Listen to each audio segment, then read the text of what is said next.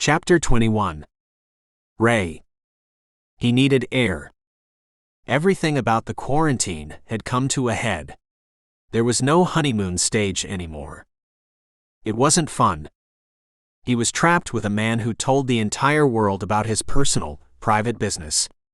It would have been one thing if it were choices he had made as an adult.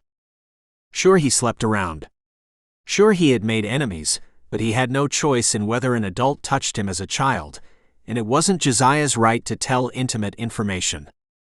The headline replayed in his mind, and his blood boiled. He was so hot, the ice-cold shower he took didn't calm him down. When he emerged from his shower, he wrapped a towel around his waist and browsed the bedroom. Clothes of his own had finally been delivered, but for the most part, they had been splitting belongings. Ray wore Josiah's larger items, and it was nothing for Josiah to lounge around in Ray's briefs or undershirt. Both were oversized on Josiah's lean form. As Ray pulled a shirt over his head, Josiah peeked into the bedroom. "Can we talk?" Josiah studied Ray. "No," Ray grunted. "We really need to talk, Ray." "There's nothing to talk about." Josiah frowned.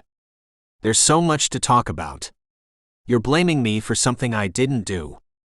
"You didn't do it?" Ray jerked a pair of briefs over his bottom half and turned a hard gaze towards Josiah. "You didn't do it? Seems a bit fishy to say you didn't fucking do it because the only people who know are my parents, my best friend, and you, and it seems like the secret came out as soon as you learn about it." "Ray, is it what you talked to your father about? Did you just do this whole thing to earn my trust?" "No. You know I didn't. I was against this fake dating thing from the start.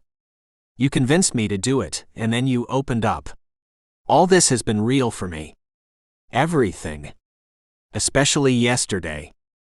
Ray growled, shaking his head. "Whatever. I gave you something I had been saving for years. Do you really think my whole plan had been to betray you? It hurts me that someone took from you, Ray. I would never use things from your past for my personal gain. You know I wouldn't." Ray shook his head again, blinking back tears as they welled in his eyes. "You have to believe me." "I don't know what I believe anymore," Ray spat. "I should have listened to my parents." "About me? Your parents are wrong. I don't know what your family has against my family, but I'm not part of it. Ray, I care about you." "Yeah," he grunted. He wanted to communicate, but he was shut down. He was small and helpless all over again, and his emotions were a storm inside him. Warring. Riotous, savage. "You done now?" Josiah wet his lips. "Yeah. I'm done. Are you going to work in the kitchen or in here?" "The kitchen. As always." "Okay." Josiah shuffled into the room, and Ray stepped out of it, prowling into the kitchen and popping open his laptop. He ran his hands down his face as a flood of new messages appeared in his email inbox. These were from news reporters and lawyers alike, and as he cleared the messages, his cell phone buzzed. He answered it before looking at the name. "Hello? Oh my God. I've been calling you all morning. What the hell happened?" "Fern. Hey. Hey yourself. What the hell happened? I thought what happened when we were kids was confidential. I thought it was over." "I thought so too." The headline. The article. It says her name. Who would know it? "I don't know." "Shit. I don't," Ray groaned. "I think it was Josiah. He's the only person I've told. He's the only person who would know. I guess he could have gotten more information from somewhere and sold it to reporters." "Josiah? You really think it was Josiah? Who else would it be? It's not like either of us told. Why would our parents say something about it? It doesn't look good on them. The only person who could benefit from it is Josiah." "Maybe. You shouldn't be so ready to blame the guy you've been in love with since high school." "Yeah, well, it's not really rocket science either though. If he's the newest one to learn about it, then all leads point to him." Fern made a soft noise. I don't know. I mean, it's the easy choice, but I'm not willing to blame him so quickly. You have other ideas? Not yet. It just happened. I need time to think. Just don't do anything crazy before we have time to think. Don't do anything crazy. Fern. This is my personal business out there. And this is exactly why you shouldn't do anything crazy. This won't ruin you, but you doing something ridiculous will. It can ruin what you've built as a career, and it can ruin your relationship with Josiah. I didn't ruin my relationship with Josiah. He did. Fern sighed. Just hang tight, okay? I'm going to do some digging. We can get to the bottom of this without pointing fingers. Whatever, Ray groused. Yeah, whatever is right. I'll call you back later. Seriously. Don't do anything irrational. Fine? Good. Okay, bye for now. Fern ended the call, and Ray turned his cell phone over in his hands. The device wasn't quiet for long, and when it rang again, he glimpsed the caller before he answered. Hey, Dad. I've seen it. Seen what? His father's voice filled the receiver. The news. What about the news? Ray scoffed. Someone knows about what happened to me as a kid. You know. What? His father exclaimed.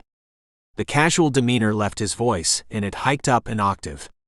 He switched from broken English to a very fluid Japanese, cursing Josiah, his family, and the media, and then starting all over again. Dad, stop, Ray replied. No. I told you about getting close to these people. It is what they do. They want to destroy you and this family. We have done our best. I know, Dad. I know. I'm going to talk to some lawyers and see what there is to do about it. The man returned to cursing in Japanese, and Ray rubbed his hands down his face, listening as his father's reaction drew his mother's voice into the background. Hers was soothing but no less upset. Listen, Dad. I need to try to take care of this, Ray cut in at a lull in his tirade. Let's not be too quick to blame Josiah. He's the easy and obvious answer, and things aren't always as they would seem, you know. His father clucked his tongue. There is a saying for this. Sometimes the answer is right in front of your face. And sometimes it's not. All I'm saying is don't jump to any conclusions. Let me handle this. His father grunted. Fine, but if you don't take care of this, I will. I will do what needs to be done, Ray replied, gripping his cell phone to his face. Is Mom back there? Can I talk to her? Yes, the older man replied, and the next voice Ray heard on the phone was his mother's. Her light, airy voice greeted him in Japanese. She'd always been a stay-at-home parent, so her English was shakier. Mom, Ray sighed. My son, she responded. How are you doing? I am okay. It's good to hear your voice, though. You should call more often, ask to speak to me, and you would hear my voice much more, she teased. I know. I've been busy is all. With your new partner. Yeah. It's not a big deal, just the quarantine, and yeah. But how are you? How have your art projects been going? Calligraphy has been popular lately. Oh yes, it has. Very popular. Of course, I lost many customers because of the virus, but I am confident things will recover. Me too. Things will probably boom once all this changes. Weddings won't stop, and people will want something lavish after so much struggling. Yes. Oh, I wish you were closer, my son. I know, but it's okay. Ray was quiet for a few moments, glancing towards Josiah's bedroom door before focusing on the call again. I haven't seen Grandma since the pandemic, but she was doing okay when I saw her last. Have you been able to talk to her? I talked to the nursing home staff. There was an outbreak there, but it is now under control, they say. They are still not allowing visitors. I know, I've been checking. As soon as they're allowing visitors, I'll see her. Thank you. No problem, Mom. Love you. Ray murmured. Love you too, Ray Tan. His mother ended the call, and he placed the cell phone on the table, spinning it with his first finger.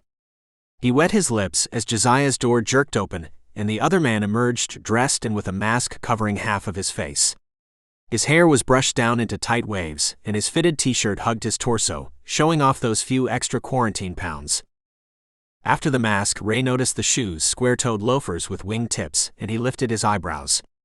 "What are you doing?" "I'm going out." Ray blinked. "Going out where?" "I'm going to the grocery store because I want an apple dessert tonight, and we don't have any apples." "Yeah, but we can have room service deliver apples." "We could, but room service isn't supposed to be at our beck and call. They have other responsibilities than delivering me apples and sugar." "No, actually, they really don't have any other responsibilities." "Okay, fine. My point is, I'm going out to the store. Do you want anything?" "Can I tell you what I don't want? A novel virus we have no cure to." Josiah rolled his eyes. "I will be fine. I have hand sanitizer, a mask, and I understand how to keep myself safe." Ray folded his arms across his chest and shook his head. "I'm not okay with this." "Luckily for you, you have absolutely no say." Josiah moved through the living room, adjusting his cell phone and his wallet in his pocket. He removed his credit cards from his wallet, stashing the leather billfold in his back pocket with his cards tucked in the front one. "Do you need anything from the store?" Ray studied him. "I'll take it as a no, and I'll see you later then." Josiah adjusted his mask and slipped out of the suite.